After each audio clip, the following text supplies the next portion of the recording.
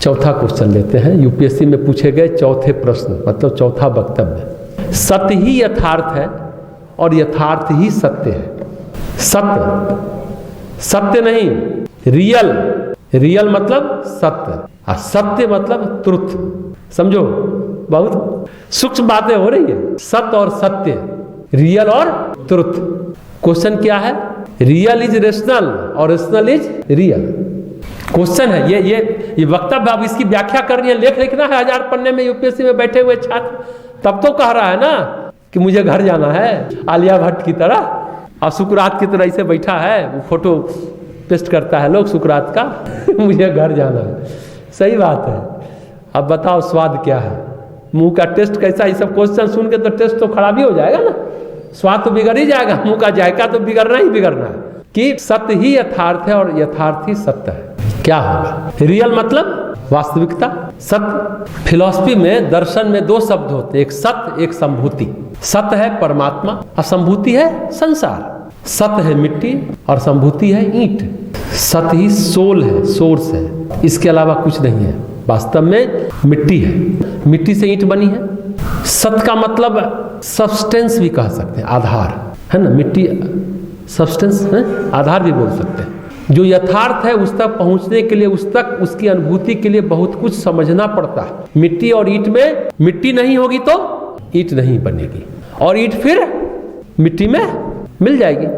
परमात्मा है तो जीवात्मा है, फिर जीवात्मा अपने कर्मों का निर्भर करके फिर परमात्मा में मिल जाएगी। तो हमको लगा था आज की पता नहीं हम कितने लोगों को समझा पाएंगे, लेकिन हमको लग रहा है कि सब लोग बड़े इंटरेस्ट ले रहे हैं, जवाब दे रहे हैं, मतलब समझ पा रहे हैं, अच्छा लग रहा है। तो जो यथार्थ है उस तक पहुंचने के लिए, उस तक जानने के लिए, उसकी अनुभूति के लिए बहुत कुछ समझना पड़ता है।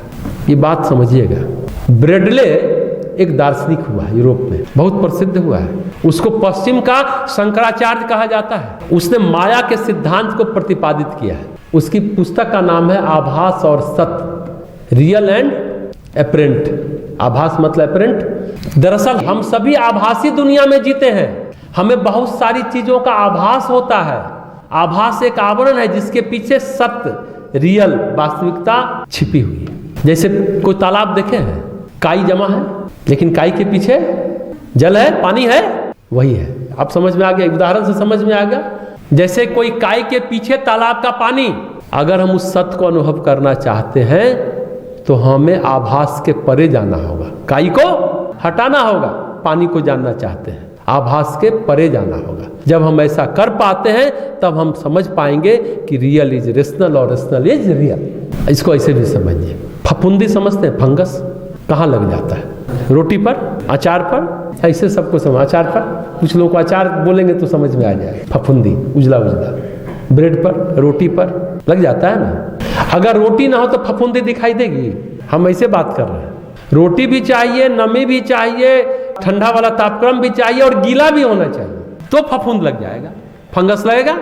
जैसे रोटी में फंगस लगी है ना, वैसे रियल में आभास छाया हुआ है। जब आभास को हटा देंगे या उसको समझ लेंगे तो रियल भी समझ में आ जाएगा। तो रियल है कौन?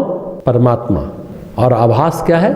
संसार। गीता में भी भगवान कहते हैं ना, सत्य का अभाव नहीं, असत का भाव नहीं। असत है नहीं और सत्य कहीं ना कहीं है, विद्यमान है, छुपा नहीं है। इसलिए जो है सब सत्य है। अब ब्रेडले की पुस्तक 700 पन्ने की है। उसे पढ़ने के बाद सत्य समझ में आता है रियल है कहाँ। आपकी घड़ी, आपका कुर्ता, आपका झोला रेशनल है या रेशनल नहीं है? यथार्थ नहीं है।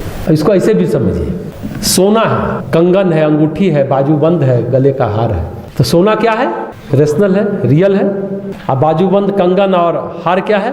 आभास है ना। रियल में तो सोना है ना, लेकिन सब लोग आभास को ही सत्य मानते हैं, एप्रेंटिक को ही। जबकि 2, 4 या 5 अंगूठी को तोड़ोगे तो एक हार बन जाएगा। लेकिन सब हार को ही देखता है, अंगूठी को ही देखता है, कंगन को ही देखता है, उसके पीछे सोना को नहीं देख पाता, ना समझ पाता। किसी से पूछो तो क्या है, तो बोला कि अंगूठी है। नहीं, मुझको ये डिजाइन पसंद है। फिर हर एक 5 दिन बाद महिलाएं जाती हैं, डिजाइन बदलवाती है सोना दे के, और कहते हैं 7 बार सोनार के यहाँ जाता है तो सब उसी का हो जाता है, बचता ठूठ कुछ बचता नहीं है। लेकिन हम लोग तो डिजाइन में ही उलझे हुए हैं, रियलिटी में है कहाँ? रेशनल नहीं हो पाए। मकान है तो मकान का ये डिजाइन होना चाहिए, वैसा होना चाहिए, कपड़ा है तो इसका ऐसा डिजाइन होना चाहिए, ऐसा होना चाहिए, ऐसे बाल होना चाहिए, ऐसे भाव होना चाहिए। यही हम लोग करते रहते हैं, डिजाइन में उलझे हुए हैं ना। कब एब्सोल्यूट का पता चलेगा, कब हम एब्सोल्यूट हो पाएंगे, कब हमें रियलिटी का पता चलेगा।